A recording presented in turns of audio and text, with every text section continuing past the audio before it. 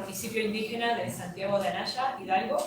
Es egresado con mención honorífica de la licenciatura en Ciencias Políticas y Administración Pública por la UNAM y tiene una certificación en Educación Popular. Es activista de movimientos sociales y estudiantiles, cofundador del proyecto social Escuelita de la Lengua Materna y fundador de UNSA Botay ACE. Se ha desempeñado en distintos cargos indígenas, entre ellos el de subdelegado, secretario de delegación y delegado municipal. Ha sido asesor legislativo y candidato a presidente municipal de Santiago de Anaya, candidato a síndico y a diputado federal suplente, es militante partidista y consejero estatal. Adelante. Pues muy buenos días a todos y a todas. Yo quisiera agradecer, al igual que han hecho otros compañeros y compañeras, a las y a los organizadores, pero me gustaría ponerles nombre. Agradecer esta organización a Dulce, a la compañera Tere, a Kevin, a Diego, a Julio y a Aide por este espacio que nos sirve a nosotros y a nosotros para presentar nuestros proyectos de investigación, para conocer lo que están haciendo nuestros compañeros y compañeras, y en el caso muy particular para superar mi ansiedad, que ya tengo años con este problema, pero que me sirve para poder dialogar con ustedes. Al igual que Camilo, tampoco voy a de manera tácita y explícita hablar sobre mi protocolo de investigación. Quiero hablar un poco sobre las líneas generales de las que estoy estudiando, proponiendo y aprendiendo. Entonces, en ese sentido, son dos líneas generales, que es el lawfare y algo que es colonialismo interno, ¿no? Entendiendo que en América Latina, en las últimas décadas, ha enfrentado múltiples crisis políticas, a menudo vinculadas a procesos judiciales con intenciones políticas denominadas lawfare. Este fenómeno se ha vuelto esencialmente relevante en contextos donde el colonialismo interno, que perpetúa estructuras coloniales dentro de los Estados-nación, siguen impactando poblaciones históricamente marginadas. Y aquí, en poblaciones históricamente marginadas, me voy a centrar en una en específico, ¿no? Son varias, incluso hay una cuestión de género, pero me quiero centrar en las y los pueblos indígenas. El lawfare es una herramienta de desestabilización, ¿lo siento, por favor? De desestabilización política. Lawfare se traduce, es un término anglosajón, también se traduce como guerra jurídica, pero es mucho más que eso, ¿no? Cuando yo presenté este proyecto acá con algunos profesores y profesoras, algunos me decían, es que te equivocaste, este tema es de jurídicas, o este tema es de ciencia política. Y les explicábamos y tratábamos de explicarles que no necesariamente, ¿no? Porque el lawfare es mucho más que un proceso jurídico administrativo. Aquí, para iniciar alguna advertencia, yo soy egresado de Ciencias Políticas acá en Polacas. Tenemos muy metido el chip de democracia, poder y hegemonía, cosas así. Entonces, en ese sentido va también mi investigación. Pido disculpas, no soy latinoamericanista de formación, pero me estoy formando, ¿va? Bueno, entonces el lawfare es el uso indebido de instrumentos jurídicos para objetivos políticos, como la persecución de adversarios mediante la destrucción de su imagen pública y la inhabilitación de sus capacidades políticas. ¿Por qué hablamos de instrumentos jurídicos para objetivos políticos? ¿Conocen el caso de Lula da Silva? ¿De qué lo acusaron? Corrupción. De corrupción, pero ¿qué en específico? De un departamento. Lo acusaron de haber recibido como soborno, en el caso Obredel, un departamento. Cuando se le enjuicia y se le dicta sentencia, ¿recuerdan quién era el juez? El juez Moro, famosísimo Sergio Moro, porque después va a ser ministro de justicia de Jair Bolsonaro, ¿no? Entonces, el mismo que enjuicia a Lula da Silva para inhabilitarlo políticamente, después tiene un cargo político. Entonces, por eso estamos hablando de que se utiliza el aparato legal, el aparato administrativo jurídico con fines políticos, ¿no? Cualquiera de nosotros, de nosotras que comete un acto de corrupción, somos sujetos y sujetas de un castigo, ¿no? Legal. Pero cuando eso se traduce en una inhabilitación política, pues ya tiene otro tinte. En el caso específico de Lula es curioso, porque cuando se le dicta sentencia, los propios jueces dicen, no tenemos las pruebas suficientes para determinar que sí recibió ese departamento y que el departamento es de Lula. Y decía juez Moro, ¿no? Palabras más, palabras menos. No tenemos pruebas, pero tampoco tenemos dudas. Y entonces lo sentencia, ¿no? Y en el caso de Cristina Fernández, fue igual, supuestos casos de corrupción con el tema de la asignación de obras públicas. Acá el caso peculiar es que a ella se le dicta sentencia en pleno proceso, o en vísperas de un proceso electoral electivo, en el que ella participaba como candidata. La sentencia es 6 años de prisión y la inhabilitación de por vida para poder ocupar cargos públicos. Es decir, adiós Cristina, adiós peronismo, hasta cierto sentido, en Argentina, ¿no? Entonces, esas son las herramientas políticas, más bien las herramientas jurídicas con fines políticos. Todo esto se enmarca, aquí perdón Eva, en una estrategia de Estados Unidos de la llamada ley no recuerdo el nombre, pero es una ley de atención a corrupción en el extranjero.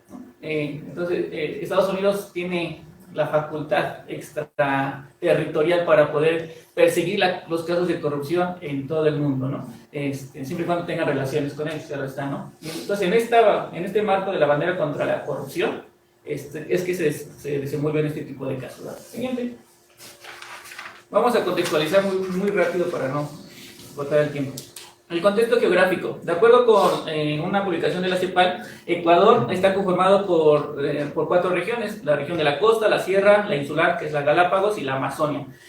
A su vez está dividido en 22 provincias y 220 cantones, que son como municipios. Para el año 2022, de acuerdo con la información del Instituto Nacional de Estadísticas y Censos, Ecuador tiene una población de 16.938.836 personas, de los cuales el 7.7% de la población se considera a sí mismo como indígena. Recuerden que les dije que me voy a enfocar estos sectores.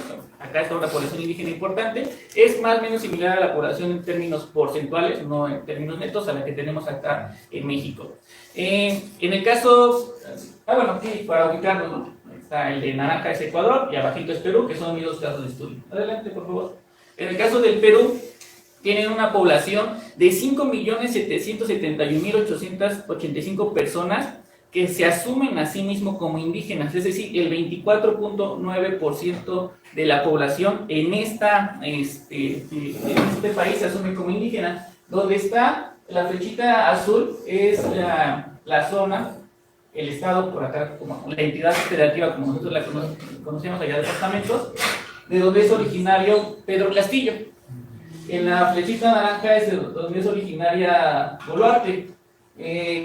Si ven acá el esquema, donde está más tenue es donde menos población indígena hay, y donde está más hacia el café marrón es donde más población indígena hay. Curiosamente, de donde es Boluarte hay más población indígena que donde es Pedro Castillo, ¿no? Yo te vamos a profundizar eso. El caso de Ecuador. Ecuador tiene una historia muy larga de movimientos indígenas. El movimiento indígena en Ecuador está organizado, valga la redundancia, en organizaciones campesinas e indígenas. Hay 2 muy importantes. Ellas han participado en elecciones, tienen incluso un brazo político electoral, un partido político. En la elección de 2006, cuando Rafael Correa es candidato, la mayoría de las y los indígenas se suman a la campaña de Rafael Correa. En aquella ocasión, el sistema electoral de Ecuador establece la segunda vuelta. En una primera vuelta, el partido que abandera a las y a los indígenas obtiene apenas el 2% de la votación, porque el grueso de su base se había movilizado ya con Rafael Correa. En la segunda vuelta, Rafael Correa gana la elección con una gran base popular, sobre todo indígena y campesina, y va a durar en el gobierno 10 años, de 2007 a 2017.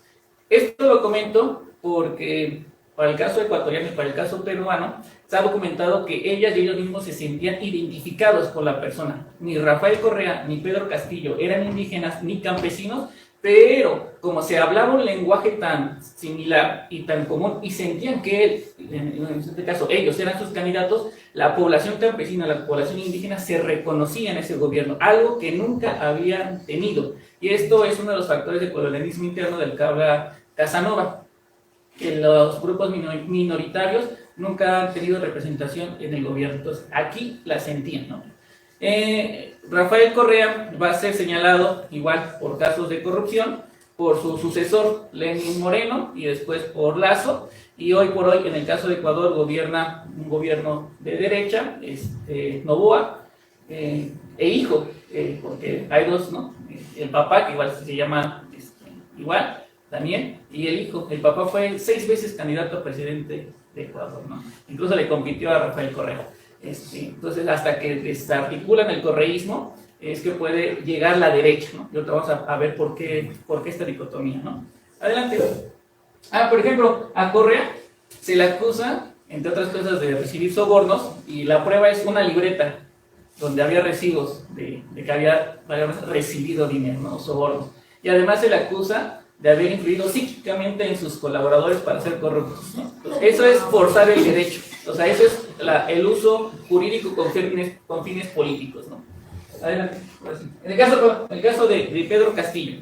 Pedro Castillo es un profesor sindicalista, hijo de madre campesina y padre campesino, que recorre previo a las elecciones todo el país con las demandas de las y los profesores, ¿no? Entonces, él no es propiamente un político, él se integra a la política. Hay un partido, Perú Libre, que lo postula como su candidato. ¿Por qué? Porque ven en él una persona que es reconocida en la base popular. El líder del partido Perú Libre le sugiere a la candidata a vicepresidenta, y la candidata a vicepresidenta es Boluarte, ¿no? Entonces, después ya, al igual que en el caso de Rafael Correa, pues va a haber intentos de traición, se van a consumar. Pedro Castillo es destituido después de 15 meses de gobierno, igual acusado de algo que se llama incapacidad moral para gobernar, lo que sea que eso signifique, ¿no? Incapacidad moral para gobernar está en la Constitución de Perú de 1993, que es una constitución completamente neoliberal. Adelante. ¿Cuáles son los elementos constitutivos del lawfare? Ponemos los que ya se han estudiado siempre: un poder legislativo y una legislación que lo permite, un aparato judicial, fiscalías y juzgados que avalan supuestos casos de corrupción y emiten sentencias de manera rápida, los medios de comunicación que juegan un papel de desprestigio a la imagen. Antes de que una persona sea sentenciada judicialmente, ya fue sentenciada mediáticamente, y eso deslegitima toda posibilidad de defensa. Las castas, que son estas élites que han mantenido y han desarrollado el colonialismo interno durante siglos.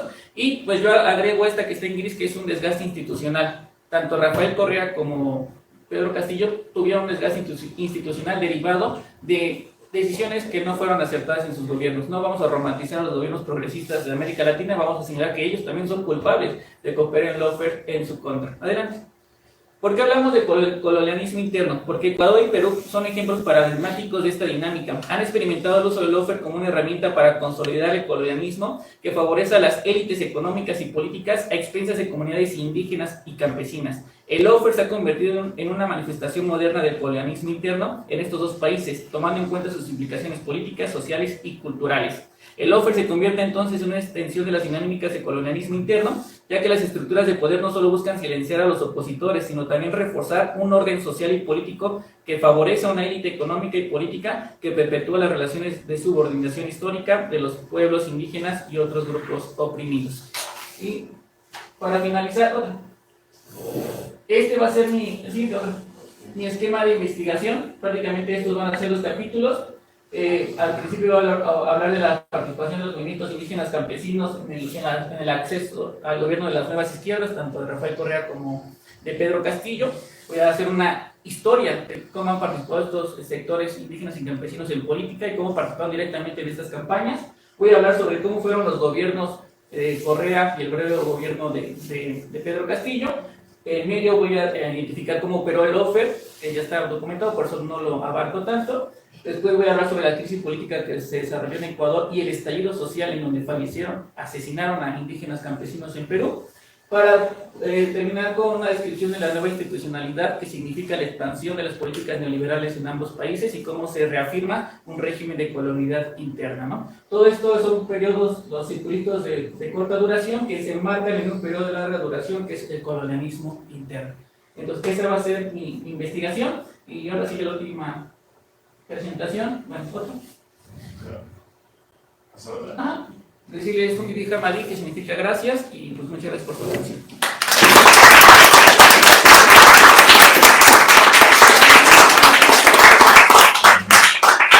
Muchísimas gracias, Jorge. También se puede ver además en cómo presentas los casos y todo, cómo se puede leer regionalmente este tema y después